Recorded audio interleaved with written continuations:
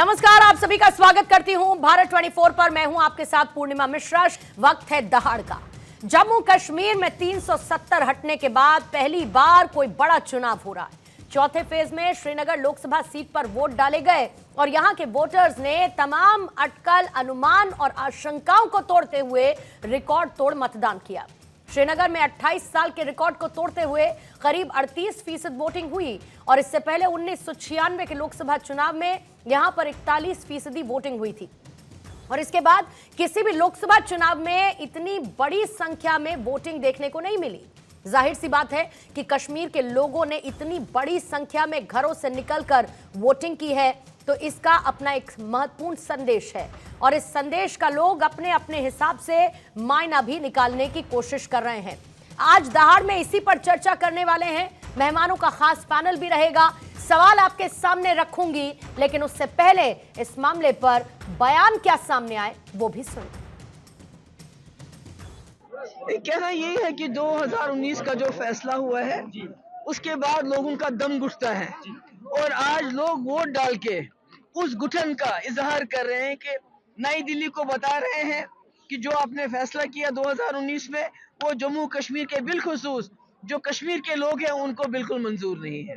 मैंने जो है मोर देन 15 से 20 पोलिंग स्टेशंस विजिट किए और हर एक वोटर को जो चेहरे पर जो खुशी देख रहा था मैं, चाहे बुजुर्ग है, यूथ है, महिलाएं है, वो मतलब मैं शब्दों में बयान नहीं कर सकता हूँ। सस्टेनेबल खुशहाली बैलेट से ही होगी, ये मेरे ख्याल से लोगों ने समझा है और उसी के चलते जो है ये ऑलमोस्ट हाईएस्ट वोटिंग पिछले मिल्टन से जब से शुरू हुई है, हाईएस्ट वोटिंग जो है लोगों ने की है।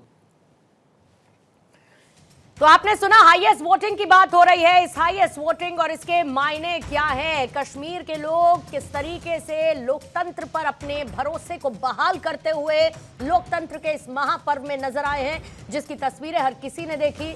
लेकिन इसके साथ साथ सवाल भी हैं। सवाल यह है कि कश्मीर में रिकॉर्ड तोड़ वोटिंग का आखिर संदेश क्या है। क्या 370 हटने के बाद कश्मीरियों का लोकतंत्र पर भरोसा बढ़ा है? आतंक और अलगाववाद पर क्या विकास भारी पड़ता हुआ नजर आ रहा है? क्या रिकॉर्ड तोड़ वोटिंग 370 हटने के बाद बदलते कश्मीर की तस्वीर है? कश्मीर के हालात पर सवाल उठाने वालों को जनता ने वोट के माध्यम से क्या जवाब दे दिया है? हमारे साथ मौजूद है बीजेपी के प्रवक्ता धनंजय गिरी, कांग्रेस के प्रवक्ता सुभ्रांश राय अब से थोड़ी ही देर बाद हमारे साथ जुड़ जाएंगे।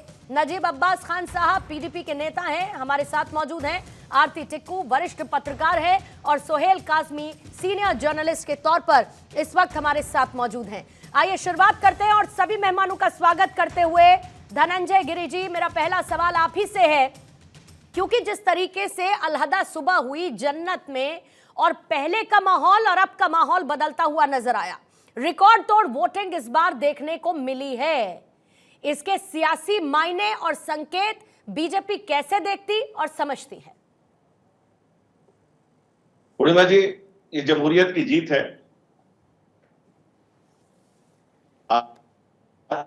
धूप के बीच में उम्मीद का सूरज निकला है और ये उम्मीद का सूरज इसलिए निकला, आज नरेंद्र मोदी नीति और नियत से जो नियति है उसको भी किस ढंग से रखते हैं। जब एक समय में कहा जाता था कि 370 हटाएंगे, फुट मनी पे लगे हुए इस कालिख को हम लोग खत्म करेंगे, तो किसी को अब विश्वास नहीं होता था। कश्मीर की क्यारियों में जिस तरह से आतंक कैंप, वो एक और आज जब धनंजय जी आप बहुत महत्वपूर्ण बात कह रहे हैं सर, लेकिन थोड़ा क्योंकि नेटवर्क का इशू है मुझे लगता है, इसलिए आपकी बात पूरी तरह से मुझ तक पहुंच नहीं पा रही है। इसको मैं टीम से रिक्वेस्ट करूंगी कि करेक्ट करें इसको, फिर उसके बाद मैं आपके पास आऊंगी। सुभ्रांश राय अभी जुड़े नहीं हमारे साथ। नजीब अब्बास खान साहब आपके पास आते हुए, क्योंकि आप पीडीपी के नेता हैं और ऐसे में आपने तो राजनीति कश्मीर की पल पल बदलती देखी है, वहां के लोगों का थॉट प्रोसेस, क्या सोचते हैं, क्या करते हैं, आपने बहुत करीब से समझा है। इस बार जब रिकॉर्ड तोड़ वोटिंग हुई है तो आप इसको कैसे देखते हैं? आपकी पार्टी इसको कैसे देखती है? क्या लोकतंत्र पर विश्वास की बहाली है ये? जमहूरियत में विश्वास की बहाली है ये जो रिकॉर्ड तोड़ वोटिंग कश्मीर में देखने को मिली? Thank you very much for inviting me here. देखिए जी, आप जो बोल रहे हैं तो हालात तो कुछ हद तक तो ठीक हो गए हैं, ऐसी बात नहीं है, मगर 2019 का जो फैसला हुआ उससे लोग यहाँ खुश नहीं है। ये एक ऐसा रिजल्ट दिखा रहे हैं दिल्ली के खिलाफ कि लोग, there is only one way to express their resentment, वो एक ही है, वो वोट डालने के हिसाब से। और आप देखिए कल कितनी अच्छी वोटिंग हुई है और कहाँ दी। अगर बीजेपी ऐसा कह रहे हैं कि हमने इतने अच्छे हालात किए हैं, तो उसके बाद आप देखिए बीजेपी वालों के पास तो एक कैंडिडेट नहीं यहाँ पर है। बीजेपी वालों तो ये डर के मैदान छोड़ गए कि उनको पता तो उनकी जो फिक्स्ड कॉल डिपॉजिट होता वो भी बंद होता। ये यकीन मानिए कि ऐसा कोई बात नहीं है। जो भी कश्मीर में जैसे हालात बन गए, ये हालात तो बन गए, ये आज की प्रोसेस नहीं है, 2019 और 370 की वजह से नहीं हो। ये 30 साल में मिलिटेंसी 30 साल में एक ग्राफ हो जाता है, ये एक कांस्टेंट नहीं रहती है, डाउन हो जाती है। 2019 में जो फैसला किया कश्मीरियों को बिल्कुल ये they are not accepting this thing. तो यकीन मानिए जो काम आप देख रहे हैं, जो आप फोर्सफुल NIA, ED, SIU, जिसकी वजह से लोग डरे हुए हैं, जिसकी वजह से आप देख रहे हैं कि आप बोलेंगे आपके यहाँ पर पत्थरबाजी नहीं हो रही, मतलब आप ये कहना चाह रहे हैं, आप ये कहना चाह रहे हैं कि हालात बदले हैं, लेकिन 370 इसकी वजह नहीं है, 370 का एब्रोगेशन इसकी बिल्कुल वजह नहीं है। ठीक है सर, एक मिनट का सर ओपन टाइमिंग था, एक मिनट के लिए। इसके बाद डिबेट को ओपन करूंगी तो आपको ज्यादा समय मिलेगा। सुब्रांश राय भी इस वक्त हमारे साथ जुड़े हैं, और जैसे ही धनंजय गिरी जी जुड़े मुझे प्लीज जानकारी दीजिएगा। सुब्रांश राय कह रहे हैं यहाँ पर नजीब अब्बास साहब की 370 का इससे कोई लेना देना नहीं है, लेकिन जो वोटिंग परसेंटेज में देखती हूं, इससे पहले जो वहां पर नजर आया रिकॉर्ड तोड़ वोटिंग, और वहां के लोगों का ये एहसास कि हमें एक आत्मविश्वास मिला है। जिस तरीके से पत्थरबाजी होती थी, गोलियों की गड़गड़ाहट सुनाई देती थी, इस तमाम डर के बीच, आशंकाओं के बीच हम घर से बाहर निकलने की हिम्मत नहीं जुटा पाते थे, लेकिन इस बार हम में वो आत्मविश्वास बढ़ा है, और इसीलिए हम अपने घर से बाहर निकले हैं अपने वोटिंग राइट को एक्सरसाइज करने के लिए। कांग्रेस इस बदलाव को किस तरीके से समझती है, इसके संकेत क्या समझती है? पूर्णिमा, दो बड़ी बड़ी बातें हैं। पहला ये कि 370 हटने के बाद लाल चौक धरती का स्वर्ग है, वहां खूबसूरत वादियां हैं, सारे लोग पर्यटक वहां घूम सकते हैं, वहां के लोगों का विश्वास है। लेकिन इन सबके बावजूद भारतीय जनता पार्टी कश्मीर में 3 प्रत्याशी नहीं खोज पाई चुनाव लड़ने के लिए। इसका मतलब यह है कि वहां के लोगों का विश्वास भारतीय जनता पार्टी के लिए नहीं है। इतना बड़ा क्षेत्र और भारतीय जनता पार्टी को 3 लोग नहीं मिले, मात्र 3 लोग नहीं मिले। एक दूसरी इंपॉर्टेंट बात, ये जो रिकॉर्ड तोड़ वोटिंग नंबर्स की बात हो रही है, वो तो फिर भी पहाड़ी क्षेत्र है, बर्फीली क्षेत्र है, वहां ठंड बहुत ज्यादा पड़ती है, अक्सर वहां कर्फ्यू लगा रहता है। अगर हम प्लेन, समतल और धरती की बात करें, नीचे हम आकर बिहार की बात करें, उत्तर प्रदेश की बात करें, अभी हमने मध्य प्रदेश को पीछे देखा, झारखंड को देखा, छत्तीसगढ़ को देखा, यहाँ तक कि गुजरात को देखा, वहां पे भी इस बार पहले फेज और दूसरे फेज में रिकॉर्ड लो वोटिंग हुआ। ठीक है, ठीक है सर। अब आप उस रिकॉर्ड लो वोटिंग को तो ये तो नहीं कहिएगा कि नरेंद्र मोदी जी की चमत्कारी शक्तियां गायब हो रही है इसलिए रिकॉर्ड लो वोटिंग हो रहा है। नहीं सर, दोनों अलग हो जाता है। सुब्रांश जी, एक मिनट आपका खत्म हो गया है। अरे सर कोई बात नहीं, 1 मिनट का ओपन टाइमर था, मैंने ये पहले ही बता दिया था सर, कोई बात नहीं, अभी आपको समय मिलेगा, इस पर बताइएगा। धनंजय गिरी जी, आपकी जल्दी से प्रतिक्रिया ले लेती हूँ क्योंकि आपकी बात पूरी नहीं हो पाई थी, फिर आरती टिक्कू और सोहेल काजमी साहब आपके पास आऊंगी। अभी जो दोनों लोगों ने कहा, पीडीपी और कांग्रेस के लीडर्स ने, प्रवक्ताओं ने, उनका ऐसा कहना है कि इसमें 370 का कोई हाथ नहीं है। आपने शुरुआत 370 के साथ की थी, वो कह रहे कि 370 का इसमें कोई योगदान नहीं है, और अगर आपको लगता कि वहां के लोगों का विश्वास आपकी पार्टी में जरा सा भी है तो आपके पास कम से कम कैंडिडेट तो उतारने के लिए होते वहां पर, वो भी आप नहीं खोज पाए। पूर्णिमा जी देखिए, नरेंद्र मोदी के नेतृत्व में नरेंद्र ने नीति को बदल दिया। नरेंद्र मोदी के पास नीति, नियति और नैतिक बल था, जिसके सहारे देश के मुकुटमणि पे लगा हुआ कलंक को धो करके आज पे केसर का तिलक किया गया, और इसी कारण से आज इतने लोग वहां निकल रहे हैं। कश्मीर में जो आतंकवाद का, अलगाववाद की धुंध थी वो छट गया और उम्मीद का सूरज खिला। कश्मीर के लहूलुहान इस धरती पर आतंकवादी और अलगाववादियों के दिन समाप्त हुए। अब कश्मीर बदल रहा है, कश्मीर अतिवाद से जनवाद की तरफ लौट रहा है। 2019 के चुनाव में 2019 के चुनाव की बात करें, उससे लगातार बढ़ता हुआ 36 सालों में सबसे ज्यादा वोट परसेंटेज वोटिंग जो हुई है, उससे ये पता चलता है कि 56 इंच के सीने के कारण ये 36% मतदान संभव हुआ है। अन्यथा कांग्रेस के समय में ईवीएम में क्या ट्रिगर ही दबाते थे, इस ट्रिगर दबाते थे लोग। दूसरी तरफ जो बात कह रहे हैं हमारे मित्र लोग, भाई अब स्थिति ये हो गई है कि सब जब कांग्रेस के राष्ट्रीय अध्यक्ष कह रहे हैं कि मोदी जी आएंगे 400 पार, तो कैसे उनका वोटर निकल के आएगा बाहर से यार? कोई वोट सिर्फ भारतीय जनता पार्टी, नरेंद्र मोदी और भाजपा, यही नहीं कि वोटर नहीं के लोग निकल के आ रहे हैं, बाकी सब लोग तो उनका कांग्रेस ऑल टाइम लो सीटें लड़ रही है। ठीक है सर, इतना ठीक है, कभी कांग्रेस ने कभी सीट नहीं, ठीक है धनंजय जी, धनंजय जी आती हूँ, फिर आपके पास आती हूँ, इसको और विस्तार रूप से समझने की कोशिश करेंगे। आरती टिक्कू जी, ये बदलाव की बयार आपको कैसी नजर आती है? क्योंकि आपका एक्सपीरियंस ऑन ग्राउंड बहुत ज्यादा है। जितने लोगों की प्रतिक्रियाएं मैंने सुनी, उन्होंने कहा कि अब हमको कोई धमकी भरे कॉल नहीं आते, हमको ये नहीं कहा जाता कि आप वोटिंग का बहिष्कार करिए, बाहर निकलते हैं तो गोलियों की तड़तड़ाहट नहीं सुनाई देती, कर्फ्यू जैसा आलम नहीं है। ये एक बहुत बड़ी वजह है कि हम उस आत्मविश्वास को जुटा पाए कि हम अपने घर से बाहर निकले और अपने वोटिंग राइट को एक्सरसाइज करें, और इसको लेकर वो बहुत खुश नजर आए। मैं इसको लोकतंत्र के सबसे बड़े त्योहार में लोकतंत्र की सबसे खूबसूरत तस्वीर के तौर पर देखती हूं। आप इसको कैसे समझती हैं आरती जी?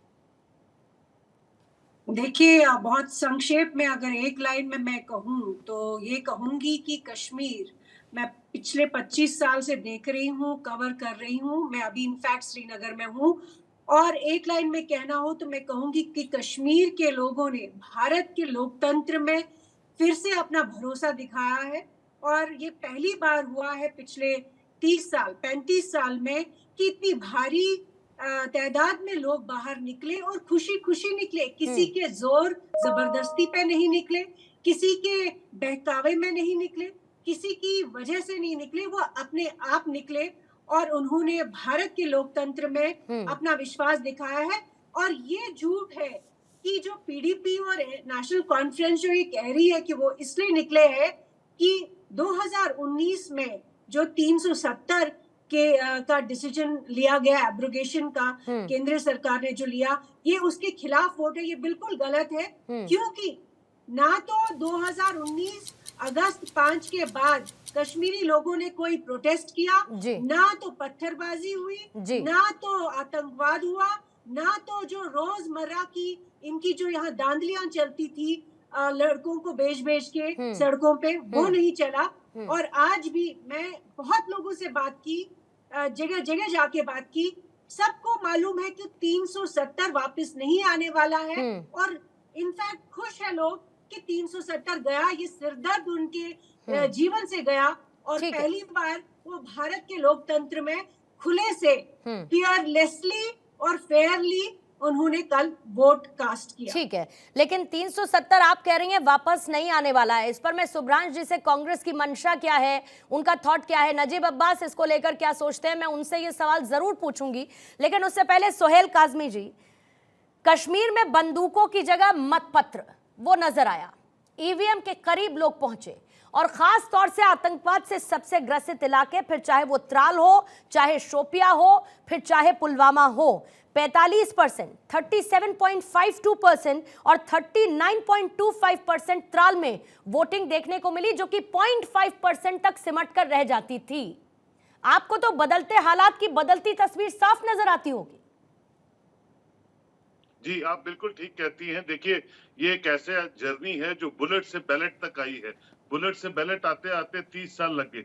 लोग अमन पसंद हैं, लोग जमहूरी निजाम को सलाम करते हैं। सिर्फ कंड्यूसिव एटमॉस्फेयर इस प्रेजेंट सेटअप ने बना दिया। इस प्रेजेंट सेटअप ने एक साजगार माहौल वहां बनाया, लोग खुल के। नहीं तो बुलेट की बात ये नहीं कि बुलेट चलाते थे, बुलेट की हवा बुलेट की जो एक दहशत जिसको हम बोलते हैं, वो हर तरफ छाई रहती थी। और कुछ सियासतदान भी नहीं चाहते थे जम्मू कश्मीर में हालात ठीक हों। मैं खुले तौर पे as a citizen of Jammu and Kashmir चाहता हूं, वो खौफ सरकार ने हटाया, पाकिस्तान को एक करारा जवाब दिया। ऑपरेशन ऑल आउट, ऑपरेशन बाकी जितने हैं वो कामयाब रहे। एक मक्खी भी पाकिस्तान से यहाँ नहीं आ सकती है, आई तो वापस नहीं जाएगी। ये एक आपने लोगों को एक जो कॉन्फिडेंस है उसको बहाल करने में मैं सलाम करता हूँ मरकज की जो भी सरकार है, जिस ढंग से भी उन्होंने डील किया। और लोग तो 40% की बात करिए, अगर आप थोड़ा टाइम और बढ़ाती 7, 7:30, 8 बजे तक, शायद कि 50% तक चली जाती। लोग अमन पसंद है, पूरी दुनिया जानती है कश्मीर आपसी रवादारी और मोहब्बत का एक ऐसी जगह है जिसकी तारीफ पूरी दुनिया में की जाती है। जहां तक आर्टिकल 370 की बात ये पीडीपी के मेरे भाई कहते हैं, आर्टिकल 370 तो 62, 64 से ही इरोड कर करके सक्सेसिव सरकारों ने उसकी धज्जियां उड़ा दी थी। हम तो शुक्रगुजार हैं ऑनरेबल सुप्रीम कोर्ट का कि हमें भारत के बाकी राज्यों की तरह सामान्य देखने का अवसर मिला है और हम भी उस एक फ्लोरिशिंग यूनियन टेरिटरी बने जिस तरह बाकी यूनियन टेरिटरीज हैं। ये सिर्फ पत्थरबाजी को और अलगाववाद को ही यूज कर करके पिछले 70 साल इन्होंने वेस्ट कर दिए, which is very unfortunate for the people of Jammu and Kashmir. यानी कि काज़मी साहब आप ये कह रहे हैं कि असली हथियार जो है वो पत्थरबाजी को बनाया गया, असली हथियार उनको किस तरीके से इस्तेमाल किया गया ताकि जो शांति कश्मीर में रहनी चाहिए घाटी में वो बनी ना रहे और चीजें डिसरप्ट होती रहे, लोकतंत्र से लोगों का भरोसा उठे और उसको हथियार के तौर पर इस्तेमाल करते हुए बीते 2 दशकों में हमने वो तस्वीर देखी जिसका जवाब इस बार के वोटिंग परसेंटेज से निकलकर सामने आया। थोड़ी सी फोल बैक की आवाज बढ़ाएंगे, टीम को रिक्वेस्ट करूंगी, लेकिन इसी बीच में तजम्मुल मेरे सहयोगी इस वक्त मौजूद हैं, श्रीनगर से हमारे साथ लाइव हैं। तजम्मुल, आज की जो तस्वीर और जो वोटिंग परसेंटेज के साथ देखने को मिली, आज पर इसलिए चर्चा करनी जरूरी है क्योंकि हम कश्मीर को जन्नत के तौर पर देखते हैं, क्योंकि कश्मीर हमारा अभिन्न हिस्सा था, है और हमेशा रहेगा, और यही एक वजह है कि वहां पर भी उसी तरीके से संविधान और लोकतंत्र की खूबसूरती नजर आए जैसा कि देश के बाकी हिस्सों में नजर आती है। इस बार जब लोग बाहर निकले, उनके ख्याल क्या थे, उनके भाव क्या थे, उम्मीद क्या है? क्या वो चाहते हैं कि भाई राजनीतिक प्रतिनिधित्व हमारा भी होना चाहिए, हम ऐसे क्यों चलें ताकि हम तक भी विकास पहुंचे, हम तक भी योजनाएं पहुंचे, हमारा रिप्रेजेंटेशन भी हो, भले ही सीट्स बहुत कम हैं, उससे कोई फर्क नहीं पड़ता, लेकिन कोई तो हो जो हमारा प्रतिनिधित्व करे। देखिए पूर्णिमा जी, जिस वक्त आप घाटी के अंदर ऐसे माहौल को देखते हैं तो शायद बहुत लोग खुश होंगे, बहुत लोग ज्यादा खुश भी नहीं होंगे, लेकिन मैंने जब काकापोरा पुलिस स्टेशन के पास में जो वहां लोगों से बातचीत की, उसके बाद पोलिंग सेंटर भी गया, जो बीते इंतखाबात हुए थे वहां पर जस्टिस हसनैन मसूदी ने 3 पोलिंग स्टेशन से 14 वोट लिया था और आज के वक्त में 2300 के आसपास में वहां पे वोट पड़ा। इसी तरह से त्राल के हाई स्कूल के पास से जब मैं निकला, वहां बीते साल में पार्लियामेंट मेंबर चुनते वक्त 5 वोट पड़ा था, वहां आज 1500 वोट पड़ा है। भले वोट किसको पड़ा है किसको नहीं पड़ा है, लेकिन वाकई जो सिक्योरिटी सूरत हाल है उसमें तब्दीली आई। हम भी जब इन इलाकों में श्रीनगर के डाउनटाउन से गुजरकर जब आप जड़ीबल से नवटा चौक जाते थे तो आपको नाका चेकिंग भी रास्ते में मिलती थी, सिक्योरिटी फोर्सेस की डिप्लॉयमेंट होती थी। आज रिलैक्स था, इंटरनेट काम कर रहा था, वॉइस कॉल्स काम कर रहे थे और लोगों से जब मैंने बातचीत की, मैंने कहा कि इतनी बड़ी संख्या में बाहर आने के क्या माने हैं, तो हर शख्स ने, हर औरत ने, मर्द ने, बुजुर्ग ने यह कहा कि आज का वोट जो हमारा है, हमें काफी वक्त से बड़ी मुसीबतों में है, लोगों के मुश्किलात बहुत ज्यादा है, पानी, बिजली, सड़क, सेहत की व्यवस्था जो है उसको बेहतर करना होगा। लेकिन बदकिस्मती से कि 2 नेशनल पार्टीज के लीडर जो थे, कांग्रेस और नेशनल कॉन्फ्रेंस का डायरेक्ट उम्मीदवार नहीं था, नहीं तो गालिबन एक अच्छा एक्सरसाइज था कि नेशनल पार्टीज के लिए जम्मू कश्मीर में वो किस तरह का माहौल देखते हैं। लेकिन कुल मिलाकर इस स्थिति को, आप भी कश्मीर आती रही, आप भी घंटाघर से पोलो व्यू, डल लेक से कर कहां मेरे साथ कवरेज के दौरान रही, आज हालात बदल गए हैं और जम्मू कश्मीर में आज कोई भी पोस्टर नहीं लगा जिसमें कैंडिडेट को थ्रेट किया गया हो। किसी अमूमन पूर्णिमा जी क्या होता था, जब असेंबली में या पार्लियामेंट में मेंबरान अपना फॉर्म दाखिल करते तो अगले रोज जो है डेली जो यहाँ के न्यूज़पेपर हैं उनमें रिजिग्नेशन, मास रिजिग्नेशन दी जाती थी। ये वो हफ्ता था जब जम्मू की 2 सांसद की सीटें, कश्मीर की 1, श्रीनगर, राजौरी, बडगाम और बाकी सीटें जो है बाद में आएगी। लेकिन साफ तौर पर आंकड़े बता रहे कि माहौल बदल गया, माहौल अच्छा है, लेकिन इसमें तमाम मेन स्ट्रीम पार्टियों ने अपना इन्वेस्टमेंट दिया, सबों ने पॉजिटिव रोल अदा किया और लोग बाहर आए, यही जमहूरियत की सबसे बड़ी जीत है। एक एडिशनल क्वेश्चन और उस पर एक जल्दी से जवाब तजम्मुल मैं आपसे लेना चाहूंगी, क्योंकि मुझे याद है जब बुरहान वानी का जनाजा निकल रहा था और किस तरीके से बड़ी संख्या में लोग नजर आए थे, और वही त्राल का दादासरा का इलाका है जहां पर 0.5% के आसपास वोटिंग हुआ करती थी, लेकिन इस बार वहां की जो वोटिंग रही वो 37.52% रही है। वहां के लोग ये कहते हैं कि अब कोई बहिष्कार करने को नहीं कहता है। जाहिर है कि जब कश्मीर के नुमाइंदे देखते होंगे कि बाकी हिस्सों में देश के विकास की योजनाएं पहुंच रही हैं, लाभ पहुंच रहा है, तो उससे अछूते क्यों रहे? क्या मैं ये कहूं कि आतंक पर, अलगाववाद पर विकास भारी पड़ता हुआ इसी के साथ नजर आ रहा है और लोगों को मौका मिला है, लोगों को मौका मिला है अपने उस अधिकार का इस्तेमाल करने का, बिना किसी डर और बिना किसी खौफ के। बिल्कुल, देखिए एक सबसे बड़ा फोरम सेपरेटिस्ट फोरम था जो जम्मू कश्मीर में अमूमन इन मौकों पर हड़ताल की कॉल दिया करता था। दुकानों के शटर नीचे होते थे और कारोबारी इदारे और बाकी स्कूल्स वगैरह जो है बंद हुआ करते थे। और आज सरकार ने तातीर का ऐलान किया था, छुट्टी का ऐलान किया था जिन जिन इलाकों में हुआ, यानी मतदान के दिन में। अब जब त्राल की आप बात करते हैं, बुरहान वानी के बाद कितने ही कमांडर आए और कितने सिक्योरिटी फोर्सेस के साथ ऑपरेशंस भी हुए, लेकिन त्राल में जब मैंने एक आम शहरी से बातचीत की, देखिए जब हम इन लोगों तक पहुंचते हैं वो अपनी बात जरूर बताते हैं। वो जम्मू कश्मीर में कहते हैं कि ये जो डेमोक्रेटिक सेटअप है इसमें आपका विधायक जरूरी है, सांसद आपका जरूरी है। जो आपका जो होमवर्क है, जो आपके इश्यूज हैं, वो सांसद में लेके डायरेक्ट होम मिनिस्टर, गृह मंत्री, प्राइम मिनिस्टर के पास पहुंचाएगा। मुझे लगता है कि लोगों के लिए एक अच्छा मौका था और लोगों ने बर वक्त अच्छा फैसला लिया। माजी में धूस दबाव बहुत ज्यादा होता था कई एक फोरम्स की तरफ से जो इस वक्त नजर नहीं आया, और यही वजह है कि उम्मीदवारों ने बड़े आराम के साथ प्रचार भी किया, डोल डफ गाने बजे, बहुत कुछ हुआ। लेकिन 370 के साये में स्टेटहुड और बाकी मुतालबात भी लोगों से दोबारा वादे किए गए लीडरान की तरफ से। लेकिन त्राल, अवंतीपोरा, कुलगाम, शोपियान, पुंछ, राजौरी में आज जो माहौल है वो बहुत ज्यादा बेहतर है जो बीते 30 वर्षों में हमने कभी नहीं देखा। बिल्कुल, और ये तस्वीर हर एक देशवासी देखना चाहता है। कश्मीर की ये खूबसूरत तस्वीर हर एक देशवासी देखना चाहता है। और आपको तो तजम्मुल याद होगा जिस तरीके से जब हम सांसद का रिपोर्ट कार्ड करने के लिए पहुंचे तो बहुत नाराजगी थी लोगों के बीच में। नजीब अब्बास का जवाब बहुत अच्छे से दे सकते हैं क्योंकि उनका रिप्रेजेंटेशन बहुत रहा है। नेशनल कॉन्फ्रेंस से कोई होता तो बताते, क्योंकि वहां के लोग अपने उस सांसद का रिपोर्ट कार्ड बहुत खराब नजीब अब्बास साहब देते हुए नजर आए। कहते हैं कि हमारे सांसद ने कुछ नहीं किया, हमारे सांसद ने हमारे लिए कोई काम नहीं किया, डर के माहौल में हम इसी तरीके से रहते थे। और इस बार हमको मौका मिला है क्योंकि हमें ये उम्मीद है कि कुछ बदलेगा। उसी उम्मीद का नया सवेरा यहाँ का वोटर एक्सपेक्ट करता है। ये सोच के वोटिंग राइट को एक्सरसाइज करने के लिए बाहर निकल रहा है नजीब साहब। कहीं तो हमको आगे बढ़ना होगा, कहीं तो हमको एक समन्वय लाना होगा। सिर्फ राजनीति के लिए विरोध करना हो, क्या हम ऐसा छोड़ नहीं सकते? पूर्णिमा जी, आप मेरी बात सुनिए। ये 2019 की बात जैसे 2019 के साल के बाद जो हालात कश्मीर में हुए ना, आप तो एक बात बोल रहे हैं कि हमने बहुत कुछ किया है, हमने मिलिटेंसी डाउन कर दी, मगर लोगों के इतने हालात खराब है कि उनके लिए एक आशा है, उम्मीद बन गई है। जो कल के इलेक्शन थे वो they want to be govern themselves, वो चाहते हैं कि जो हमारे मसाइल है ना वो हम लोग फैसला करें।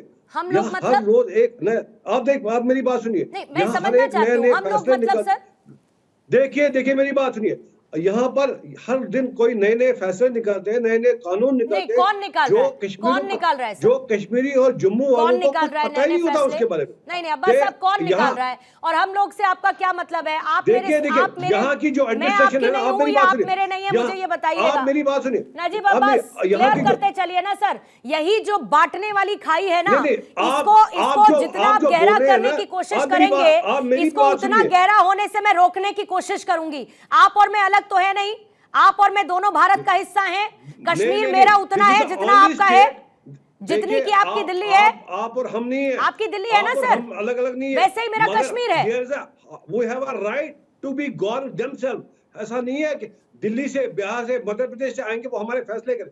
यहाँ की जो डेवलपमेंट हुई है स्मार्ट सिटी की बात में, यहाँ की स्मार्ट सिटी भी बिल्कुल जो बाहर के लोग हैं, उन्होंने अपनी ये डेवलपमेंट के अपने प्लान्स बनाए। कश्मीरी कौन बाहर के लोग कौन है नजीब अब्बास? बाहर के लोग कौन है? कहां से आ रहे हैं? पाकिस्तान से आ रहे हैं क्या लोग? कैसे बोल रहे हैं? Every state has its own. ठीक है, मैं मान रही हूँ आपकी बात, मैं मान रही हूँ, लेकिन झंडा तो आपका अलग नहीं हो सकता ना अब्बास साहब। झंडा हमने कहाँ बोला? झंडा दफा 370 जब हट गया ना, क्या हट गया? मुझे बताइए क्या फायदा? आप बताइए क्या नहीं बदला? आप बताइए क्या नहीं बदला? मुझे तो जुम्मा अभी मुझे 1.5 महीना नहीं हुआ सर कश्मीर से वापस लौटे हुए। अभी मुझे जुम्मा अभी मेरे को 1.5 महीना 1 महीना नहीं हुआ सर कश्मीर से वापस लौटे हुए, और उस लाल चौक पर फहराता हुआ देश का तिरंगा मेरी आन बान शान को बढ़ाता हुआ मुझे महसूस करा के गया सर। यही तो बात है, आप तो इसी को बेचते ना। आप मेरी बात सुनिए, जो यहाँ पर हुआ, हमारे जॉब चलेंगे, हमारी जमीन चलेगी, यही तो हुआ ना। अच्छा, डाउनटाउन में ज्यादा मतदान क्यों हुआ ये बताइए मुझे। यूथ क्यों निकला? वोटिंग ज्यादा करने के लिए यूथ क्यों निकला ये बताइए अब्बास साहब, बताइए। उसको पत्थर उठाने की लालसा है क्या? उसको पत्थर उठाने की लालसा है क्या यूथ को? डाउनटाउन में क्यों यूथ निकला और हेवी परसेंटेज वोटिंग का देखने को मिला? बताइए, पत्थर उठाना चाहते हैं वो। आप मुझे बताइए, सबसे अनएम्प्लॉयमेंट कहां पर है? जम्मू कश्मीर में। आप देखिए जम्मू कश्मीर की हालत क्या है इस वक्त। आपने जम्मू को, मुझे तो बहुत अच्छी तरीके से नजीब अब्बास, मुझे जम्मू कश्मीर की हालत अब जो दिखती है वो इतनी खूबसूरत दिखती है कि मैं आपको क्या बताऊं। मैं आपको बता नहीं सकती कि कश्मीर कितना खूबसूरत दिखता है। मैं ये कह रही हूं कि कब तक बांटते रहेंगे, कब तक अलग अलग, हम अलग, बाहरी लोग, ऐसा लगता है पाकिस्तान से लोग आ रहे हैं। हाँ, पाकिस्तान से आतंकी जरूर, ऐसा नहीं है ना सर कि देश के बाकी हिस्से के लोग सिर्फ आपके लिए मात्र टूरिस्ट भर रह जाएंगे। हाँ, पाकिस्तान आतंकी जरूर भेजता था, उस पर उसकी जरूर रीढ़ तोड़ी गई, उसके जरूर आतंकी जो भेजने की जो कैपेसिटी थी उसको खत्म किया। ये अच्छा नहीं है क्या? रीढ़ नहीं टूटेगी पूर्णिमा जी, दफा 377 से हटाने से रीढ़ नहीं टूटी। ये तो आपने क्या कर लिया रीढ़ तोड़ने के लिए आतंकवाद की? ये बताइए जरा। महबूबा मुफ्ती ने एक नैरेटिव सेट कर दिया कि 370 क्योंकि खत्म हुआ है और लोग निकल रहे हैं इसीलिए, ताकि हम 370 को पलट सके। अरे मेरी बात सुनिए, हम पॉलिटिकल वर्कर्स 10,000 शहीद दिए, हमने उनकी जानें दी है 10,000। वही पॉलिटिकल वर्कर जिसने हिंदुस्तान का झंडा यहाँ पर रखा हमेशा। आप कैसी बात बोल रहे हैं कि हमने नहीं किया? आप बाहर से देख के बड़ा आपको लगता है बड़ा सुहाना नहीं, गुड़ी सब कुछ है। मुझे तो ये पता है, मुझे ये पता है। धनंजय जी इसका जरा जवाब दीजिएगा, धनंजय जी जरा इसका जवाब दीजिएगा। मैं क्या समझूं नजीब अब्बास की बातों से, मैं क्या समझूं? क्योंकि मुझे लगता है कि मेरा एक देश है, उस देश में अगर कोई भी बांटने की बात करेगा या एक खाई पैदा करने की कोशिश करेगा तो वो हम कब तक होने देंगे? सिर्फ इस नाम पर कि नहीं हम उनका प्रतिनिधित्व करेंगे, हम उन 370 को वापस ले आएंगे। 370 का हटना और उसकी अहमियत कब पीडीपी या नेशनल कॉन्फ्रेंस या कांग्रेस को समझ में आएगी? नहीं, आप मुझे बताएं। बाकी जमीन की बात अभी कर रहे थे, ये नहीं मैम मुझे बोल रहे हैं आप, अपना हो गया नजीब साहब, हो गया। आपने जो किया उसकी नजीर पूरे देश ने देखी, इसलिए अब नया कुछ नहीं है दिखाने की। और जो जमीन की आप बात कर रहे हैं, मरे हुए जमीर के लोग जो जमीन की बात कर रहे हैं, जो कहते थे कि धारा 370 हटेगा तो जम्मू कश्मीर में कोई तिरंगा उठाने वाला नहीं रहेगा, जिन लोगों ने कश्यप मीर की धरती को लहूलुहान करके तंत्र हावी रहा, कश्मीर की क्यारियों में जिन लोगों ने बारूद बोए, विभाजन के बाद कश्मीर की झुलसी हुई जिंदगी रही, जिंदगी अतिवाद में घुटती और पीसती रही। आप बात कर रहे हैं 4 जून की, 4 जून को रिजल्ट आएंगे, देखेंगे आप। वहां तो बगल में जो पीओके है वहां आज भी खाने को लाले पड़े हुए हैं। लेकिन जिन लोगों ने आज पत्थरबाजी में 76% का गिरावट आया, जिन लोगों के कश्मीर को बारूद बोए थे कश्मीर के क्यारियों में, आज वहां केसर निकल रहा है। आज कांग्रेस के किए हुए काले कारनामे जो टेम्पररी एंड ट्रांजिटरी धारा 370 और 35 से लगाया गया था, वो पता नहीं कब कलंक मिटता। ये कोई सोच भी नहीं सकता था कलंक मिटेगा। कांग्रेस आज भी नहीं बता पा रही है कि कांग्रेस की मिटे हुए कलंक के साथ है कि पीछे कालिख लेके खड़ी है। उस कटे हुए हाथ में जो पंजा, खूनी पंजा है, क्या उसमें धारा 370 की कालिख फिर से लगाने की तैयारी? ये कांग्रेस इस पर स्टैंड नहीं ले पा रही है। कांग्रेस वहां कश्मीर का जो हालत रहा, कश्मीर की क्यारियों का जो हालत रहा, कश्मीर की जो बुरी दशा की गई, इसमें सबसे बड़ी दोष कांग्रेस का है। और जो लोग वहां पर रहे, जिन लोगों ने कश्मीर में आतंकवाद की फसल बोई और उस फसल के ऊपर अपनी सियासत काटी, आज ही नई पीढ़ी उसको अजाड़ करके आगे बढ़ी है, वो भारत की मुख्य धारा से जुड़ रही है। और बाबा साहब का संविधान 70 साल वहां लागू नहीं हुआ, वहां वाल्मीकि समाज के हजारों लोग को आरक्षण नहीं मिला इतने 70 सालों तक, और आरक्षण की हिमायत पर बात करते हैं। आप आज अटल टनल बना है, आज तमाम तरह के स्टार्टअप शुरू हो रहे हैं, अब जमीन का स्वामित्व मिलेगा लोगों को, नई नई फैक्ट्रियां बनेंगी, नए नए अवसर खड़े होंगे। लेकिन क्या था, कुछ चंद लोग, कुछ चंद परिवार कश्मीर को अपनी जागीर समझ रहे थे और इसमें जो आतंक के फसल बोए जा रहे थे, जो आतंकवाद किया जा रहा था, और आज भी रहते गाते भारत में। लेकिन मुख से क्या निकलता है कि बगल वाले मुल्क से आप अच्छे संबंध रखें, बगल वाले मुल्क के पास ये है वो है। अरे उसके पास क्या है? भूखा है, नंगा है, कंगला है, और यही उसकी स्थिति है। कल तक जो कश्मीर मांगते थे, आज कोटरा लेके दुनिया में भीख मांगते फिर रहे हैं। और आने वाले दिनों में हमारे इतिहास से लगातार कहा जा रहा है, ठीक है, हम अब जो उधर छूटा हुआ भाग है वो भी हमसे जुड़ेगा बहुत जल्द। शिवराज जी जवाब दीजिएगा। पूर्णिमा, अभी आपके ब्रेकिंग न्यूज में मैं देख रहा था कि वित्त मंत्रालय में आग लग गई है। प्रभु सबको सुरक्षित रखे जान माल से। अभी कुछ दिन पहले वित्त मंत्रालय में लगी थी, उससे पहले गृह मंत्रालय में लगी थी। तो मंत्रालयों में लगी हुई आग बता रही है कि भारतीय जनता पार्टी की विदाई हो रही है। एक, क्योंकि ऐसा तभी होता है। दूसरा, हम बात कर रहे थे कश्मीर का, धनंजय जी ने खूब अच्छा बोला, मुझे 2-3 बातें याद आ गई। कश्मीर में लाल चौक पे जब तिरंगा फहरा रहा है, लोग अमन चैन शांति का सुकून ले रहे हैं, आपने एक चीज शायद नोट नहीं किया कि वो कश्मीर की वही युवाओं की आंखें हैं जब भारत जोड़ो यात्रा में राहुल गांधी वहां बिना किसी सुरक्षा के गए, और तब वहां के युवाओं के मन में एक विश्वास आया कि अंत में लोकतंत्र ही एकमात्र ऐसी संवैधानिक ताकत है जिसके द्वारा हम सरकार और उसके मंसूबों पे चोट कर सकते हैं। नहीं तो कठुआ में 8 साल की बच्ची के बलात्कारियों के समर्थन में भारतीय जनता पार्टी के उस समय के तत्कालीन 2 मंत्री चौधरी लाल सिंह और चंद्र प्रकाश गंगा ने उसके समर्थन में रैली निकाली थी। लोगों को लगा नहीं भैया, भारतीय जनता पार्टी का चमड़ा इतना मोटा है कि इनका विरोध ऐसे नहीं किया जा सकता, इनका विरोध करने के लिए पार्लियामेंट में मौजूदगी होनी चाहिए। एक बात। दूसरी इंपॉर्टेंट बात, इसलिए कश्मीर के लोगों को आज भी कठुआ याद है। अब ये जिक्र कर रहे थे बाबा साहब अम्बेडकर के संविधान का कि वहां लागू नहीं हुआ। धनंजय गिरी जी, जिस पार्टी और जिस पेरेंटल कंपनी की आइडियोलॉजी आप फॉलो करते हैं आरएसएस की, उसके मुख्यालय पे भी 52 साल तक तिरंगा नहीं लहराया था। बोलिएगा मत, नहीं तो रात को सस्पेंड हो जाइएगा। तीसरी इंपॉर्टेंट बात, आपने जिक्र किया कि पिछले 75 सालों से वहां शांति नहीं थी। आपकी जानकारी के लिए बता दूं कि भारतीय जनता पार्टी के जन्म होने से पहले कश्मीर में कश्मीर की कली जैसी पिक्चरों की शूटिंग होती थी। ना वहां कोई कट्टरता था, ना हिंदुत्व की कट्टरता थी, ना इस्लाम की कट्टरता थी। भारतीय जनता पार्टी का जन्म ही कट्टरता के बिहार पे हुआ है। आप हर जगह कीचड़ इसलिए फैलाते हो कि जितना कीचड़ फैलाओगे उतना आपका कमल खिलेगा।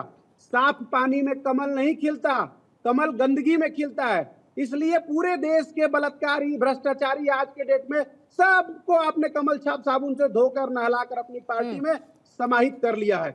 और एक और इंपॉर्टेंट बात पूर्णिमा, वो कश्मीर, लाल चौक, इनके श्रेष्ठ पुरुष, इनके आइडियोलॉजी श्यामा प्रसाद मुखर्जी की शहादत भूमि है। इन्होंने बहुत सारा विकास का काम किया, ऐसा ये कहते हैं और आप भी कह रही हैं। इन सब के बावजूद भारतीय जनता पार्टी को कश्मीर में 3 आदमी नहीं मिला। ठीक है, वो 3 व्यक्ति नहीं मिला जो भारतीय जनता पार्टी के सिंबल पे कश्मीर में चुनाव लड़ सके। ठीक है, इस बात का जिक्र आप पहले भी कर चुके हैं सर। टीवी पे प्रचार प्रसार करना इस अलग बात का आप जिक्र पहले भी कर बाकी- चुके हैं और इसको लेकर मैंने धनंजय जी से सवाल भी पूछा। आपने 3 बड़ी इंपॉर्टेंट बातें कही, लेकिन चौथी बड़ी इंपॉर्टेंट बात और 5वीं बड़ी इंपॉर्टेंट बात आप भूल गए। वो चौथी और 5वीं मैं आपके सामने रख देती हूँ और उसके बाद सोहेल काजमी जी आपके पास आऊंगी, धनंजय जी फिर आपसे जवाब लूंगी। लेकिन तीसरी और चौथी इंपॉर्टेंट बात यह है कि 370 को लेकर कांग्रेस का स्टैंड क्या है? पहला बहुत क्लियर सवाल है मेरा। और दूसरा ये कि राहुल गांधी जब वहां पर बर्फ में अटखेलियां करते हुए नजर आ रहे थे तो वो माहौल किस वजह से मिला, क्यों वहां की जनता के बीच वो पहुंच पाए और इतना आराम से घूम पाए, लाल चौक पर खड़े होकर वहां फोटो सेशन चल रहा था, वो किस बदौलत मिल पाया? जरा ये भी तो याद कीजिए। बिल्कुल बिल्कुल, सुन लो इसका जवाब, आप सुन लो, तसल्ली कर लो, सुन लो। एक मिनट नजीब साहब सुनिए। किसी भी राजनीतिक पार्टी का धर्म ग्रंथ चुनाव के अंदर उसका मैनिफेस्टो होता है। कांग्रेस पार्टी के मैनिफेस्टो में आपने कोई 370 का जिक्र किया है जो आप अपने डिस्क्रिप्शन में दे रही थी कि कांग्रेस पार्टी 370 हटाने की बात कर रही है। पूछ रही हूँ तो साफ दोबारा आपसे, आप अभी बताइए ना मुझे, नेशनल टीवी पे झूठ मत बताइए ना बोलिए। मुझे, शिवराज जी बताइए ना, सच बोलिए, क्या बताइए 370 को लेकर स्टैंड क्या है? मैडम सुनो अरे बताइए ना बात सर, आज आप समझ लीजिए। 370 पर स्टैंड बताइए कांग्रेस का। मैं वही अरे पूर्णिमा सुनोगे तब तो बताऊंगा। सीधा सवाल सीधा जवाब रखिए, जलेबी मत बनाइए यहाँ पर। 370 को लेकर कांग्रेस का स्टैंड बताइए मुझे। भाई क्या कहा अब्बास साहब ने, क्या कहा अब्बास साहब ने? कहा 370 आपको पसंद नहीं। सुनिए, अब्बास साहब ने कहा कि 370 हमको नहीं चाहिए। मैं पूछ रही हूँ कांग्रेस का 370 पर स्टैंड क्या है, ये बताइए मुझे। माइक तो बंद कर तभी तो बोलूंगा। आप ये हैकलिंग करेंगी तो कैसे जवाब दूंगा? शांत रहिए। ठीक है, जवाब दीजिए ना फिर। अच्छी डिबेट करते हैं। सुनिए, जीवन में 2 बातें हमेशा स्पष्ट कर लीजिए। हम लोग पूर्वांचल की धरती से बिलोंग करते हैं। अरे भाई सुनिए, सुनिए एक मिनट, साफ समझिए। किसी भी कानून में, किसी भी संविधान में जो संशोधन हो गया, या जो बच्चा 10वीं पास करके 11-12 में चला गया वो दोबारा फिर बोर्ड में नहीं जा सकता। हमारे मैनिफेस्टो में जो लिखा है वही हमारा महाभारत, वही हमारा रामायण, वही हमारा गीता, वही हमारा बाइबल, वही 370 हमारा पर कुरान है। कांग्रेस का स्टैंड बताइए सुभ्रांश राय। तो मैं उर्दू में बता रहा हूँ, अगर आपको समझ में नहीं आ रहा तो मैंने अपने आप मैनिफेस्टो का उर्दू में नहीं, आप हिब्रू में बता रहे हैं मुझे। अगर आप मुझे हिब्रू में बता रहे हैं, मुझे हिंदी में बताइए क्या स्टैंड है कांग्रेस का 370 पर? खुश है? फैसला लिया 370 एब्रोगेट हुआ, खुश है कि नहीं है ये बताइए। पूर्णिमा, आपके सोचने की क्षमता अगर सीमित हो, मैंने अभी आपको साफ शब्दों में फिर आप बताया मेरी कि सोच जो पर आ बच्चा गए 10वीं सर, पास करके फिर आ आप गया, मेरी सोच पर वो आ गए। दोबारा मैं तो 9 कह में रही नहीं हूँ कि जा कांग्रेस सकता। अपनी जो सोच को बदल विस्तार गया दे। वो it's high time, it's high time कि आप अपनी सोच को विस्तार दें। मैंने सीधे पूछा कि 370 एब्रोगेट हुआ, खुश है ना उसमें?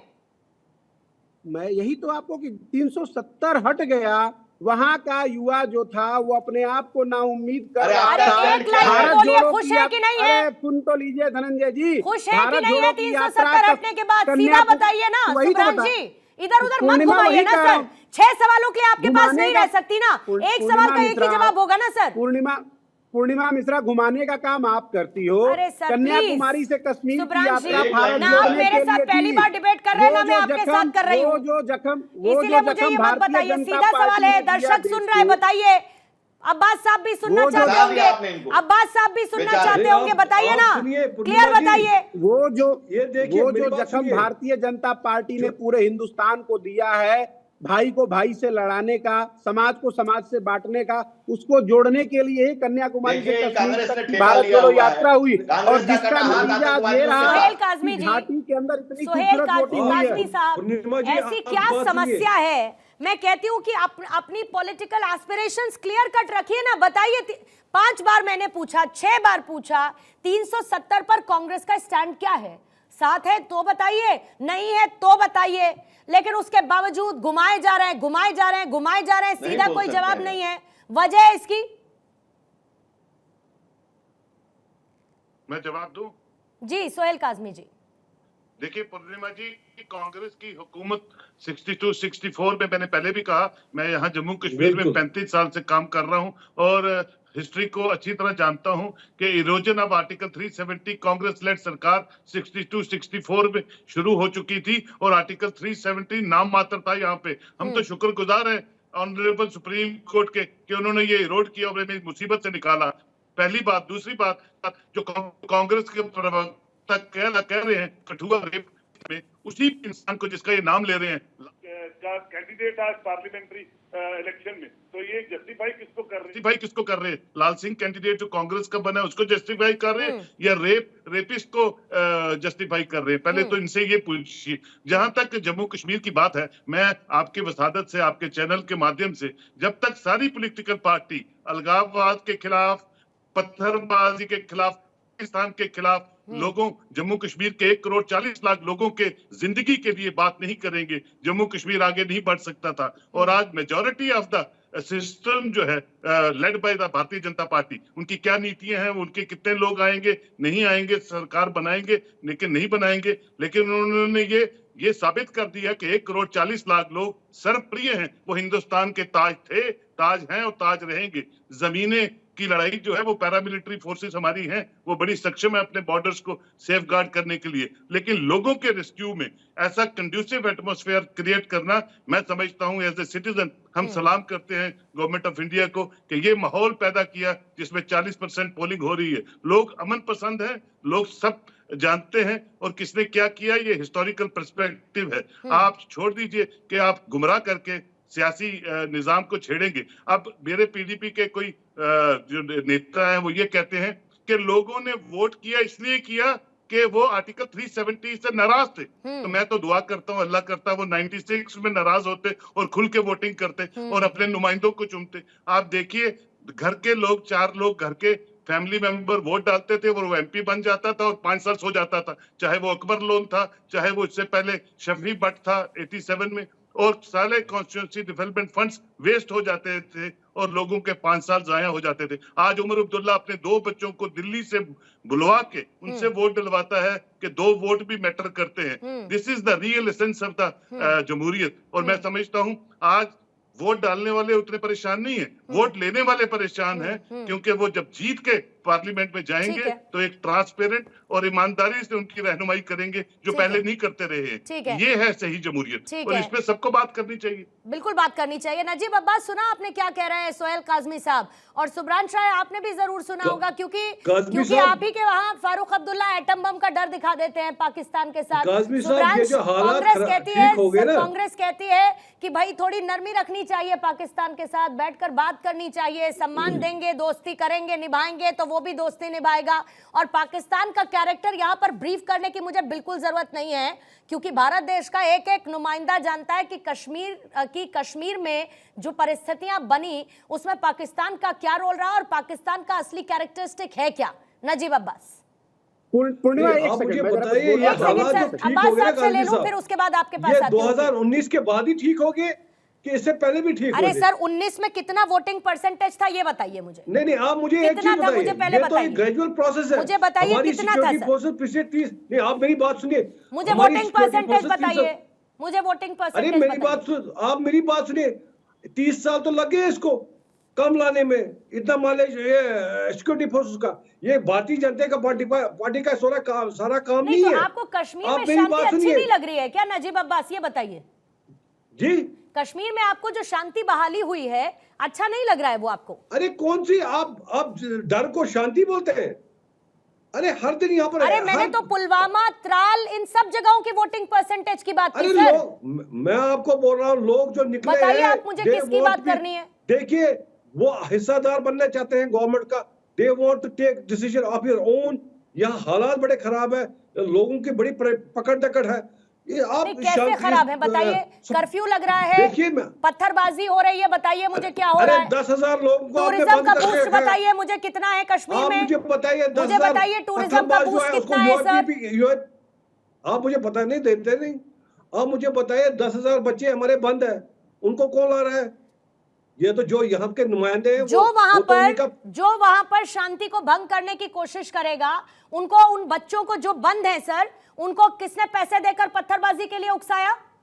आप मुझे बताइए, किसने पत्थरबाजी के लिए उकसाया उनको चंद पैसे देकर, ये बताइए। आप मुझे बताइए, उनके घर वाले इतने सुकून में हैं, उनके घर वाले इतने सुकून में हैं आज कुछ बच्चों के, कि कोई है नहीं जो 500 रुपए पकड़ा कर कहता है कि जाकर पत्थरबाजी कर आओ। नहीं, आप मुझे एक चीज बताइए, पत्थरबाज को पीओपी लगाएंगे? यूएपी है, आप छोटे से बच्चे को पीओपी लगाएंगे? बताइए किस पर लगता है, बताइए किस पर लगता है और किस बात का इंतजार करना चाहिए था? ये तो एक थोड़ा एक प्रोटेस्ट होता है, पत्थरबाजी उतनी बड़ी बात नहीं है। प्रोटेस्ट, मिलिटेंसी बहुत प्रोटेस्ट अब्बास साहब, आए दिन प्रोटेस्ट, आए दिन कर्फ्यू, आए दिन पत्थरबाजी, आए दिन सेना पर हमला, ये नॉर्मल बात है क्या? आपको लगता है यहाँ किलिंग नहीं होती है? आपको नहीं लगता है? आपको वहां पर डिक्लाइन नहीं नजर आता आतंकी घटनाओं में? आपको लश्कर के आतंकियों की मौत की खबर नहीं पहुंचती क्या नजीब अब्बास? इससे पहले नहीं होता था? अरे बताइए ना, अभी पहुंचती है या नहीं पहुंचती है? ऑपरेशन ऑल आउट की अपडेट रखते हैं आप या नहीं रखते हैं? आप पूर्णिमा जी मुझे बताइए, इससे पहले नहीं होता था? यहाँ सिक्योरिटी फोर्सेस ने किसी ने उनके हाथ बांधे थे? अब्बास साहब, आप देखना नहीं, आप देखकर भी समझना नहीं चाहते हैं तो एक अलग बात है सर। आप देखकर भी नहीं समझना चाहते हैं तो एक अलग बात है। मेरी बात सुनिए, आप एक सिक्योरिटी फोर्सेस जिसने यहाँ पर एक कुर्बानी दी है, आप उसकी कुर्बानी को 370 को मुद्दा बनाते रहिए क्योंकि आपकी पॉलिटिक्स को सूट करता है सर, लेकिन वहां की आवाम को अच्छा यही लग रहा है कि 370 आता है। ये जो हमारे, आप मेरी और इससे मैं ये नहीं कह रही हूँ कि वो वोट बीजेपी को दे रहे हैं कि आपकी पार्टी को दे रहे हैं, मैं ये नहीं कह रही हूँ। इसमें ये कहीं से आज इस चर्चा का विषय ये है नहीं कि वहां पर बड़ी वोटिंग हुई है तो वोट किसको जा रहा है, बात ये नहीं है। बात यह है कि लोकतंत्र पर विश्वास बहाली की खूबसूरत तस्वीर सर घाटी से देखने को मिली है और इसकी तारीफ आपको भी करनी चाहिए और इसीलिए मैं बैठकर इसके बारे में बात कर रही हूँ। अरे हम तो चाहते हैं कि दिन ब दिन यहाँ पर शांति हो, अमन हो, दिल जीता जाए, लोगों के दिल जीते। ठीक है सर, मेरे पास समय क्योंकि खत्म हो रहा है। अमन करना चाहते हैं। धनंजय जी 30 सेकंड आपको दे पाऊंगी मैं, फिर सुब्रांश राय आपके पास भी 30 सेकंड ही रहेंगे सर। धनंजय जी। लेकिन नजीर अब्बास को भी पता है कि वो दिन हवा हुई जब पसीना गुलाब होता था, जब कश्मीर में ये बच्चों को पत्थर हाथ में थमा करके और जो भारत सरकार से जिस तरह की काम करते थे। दूसरी बात रही कांग्रेस की, कांग्रेस मंडल कमीशन की बात कर रही, कांग्रेस के नेता मंडल का मतलब मंडल समझते हैं, जो उनके पीए के नौकर के चाकर के घर से अभी भी मिल रहा है, लगातार मिलता ही जा रहा है। दूसरा, कांग्रेस कमीशन का पर्याय देश को पता है। दूसरा, आप तीसरी बात पूर्णिमा जी, आप लगातार पूछते रह गए 370 पे अपना स्टैंड नहीं बता पा रहे। क्यों? क्योंकि उनके यहाँ दिग्विजय सिंह ने कहा था कि बाटला हाउस इनकाउंटर में मैडम के आंखों से आंसू गिर गए थे आतंकवादियों के लिए, तो आंसू की बूंदों से इस देश के दरिया बह गया। आतंकवादियों को सबके कम मैसेज मिला। इसके अलावा वो कह रहे थे राहुल गांधी के चरण जहां चरण पड़े संतन के। ठीक है सर, सुब्रांश जी से जवाब लेने दीजिए। धनंजय जी, सुब्रांश जी जवाब दीजिएगा जल्दी से। वहां देखिए पूर्णिमा, कांग्रेस, भारतीय राष्ट्रीय कांग्रेस की एक विशेषता है, हमेशा वो अपने पूर्वजों और उनके कहे हुए बातों का सम्मान करती है। भारत रत्न पंडित अटल बिहारी वाजपेयी ने कहा था कि हम पड़ोसी को नहीं बदल सकते, हम सिर्फ उसके साथ अपना व्यवहार अच्छा कर सकते हैं। इसलिए कांग्रेस को आज भी हमारा पड़ोसी पाकिस्तान है, ये मैं नहीं कह रहा हूँ, ये इनके जो इनके पूर्वज है वो कहा। दूसरी इंपॉर्टेंट बात, पाकिस्तान बिन बुलाए वहां कौन गया? नरेंद्र मोदी नवाज शरीफ से मिलने। बिन बुलाए पाकिस्तान जाते हैं नवाज शरीफ, बिन बुलाए पाकिस्तान की चर्चा करती है भारतीय जनता पार्टी। हम तो बात करते हैं कि युवाओं को नौकरी दीजिए, जिनको आपने 9 करोड़ ग्रेजुएट बेरोजगार कर रखे हैं। हम कहते हैं महंगाई पे कंट्रोल करिए, तो आप कहते हैं नहीं कि हमसे नहीं होगा। हम तो पाकिस्तान और मुसलमान की बात करेंगे। तो नहीं चल सकती, फिर व्यवहार अच्छा रखने का मतलब नहीं, जो जिसकी जैसी भाषा उसको वैसा ही जवाब, उसको वैसा ही जवाब। जल्दी से अगर 20 सेकंड में सोहेल काज़मी अपना एक क्लोजिंग कमेंट आप दे पाए। सर मैं ओवर जा चुकी हूं समय से। सोहेल काज़मी जी 20 सेकंड से। देखिए, आप अगर अपोजिशन में हैं, हर पार्टी सत्ता में आती है, अपोजिशन में आती है। मुझे लगता है कि आज भारत की जो इमेज है, जिसकी तरफ कांग्रेस के ये कर रहे हैं, पड़ोसी नहीं बदले जाते हैं। आज नंबर 1 पे फॉरेन पॉलिसी का जो डिस्कशन है पूरी दुनिया में होता है कि इंडिया की नेशनल पॉलिसी है। एक बात। दूसरी बात, हमने तो अपने पड़ोसी नहीं बदले, लेकिन पड़ोसियों को नकेल डालना, तहजीब सिखाना, वो भी भारत का एक बहुत बड़ा एक फर्ज है, और जो वो निभा रहे हैं। और जन्नत में शांति बरकरार रखना भी एक बड़ा फर्ज है, और उस फर्ज को निभाने की जिम्मेदारी हर किसी की बनती है।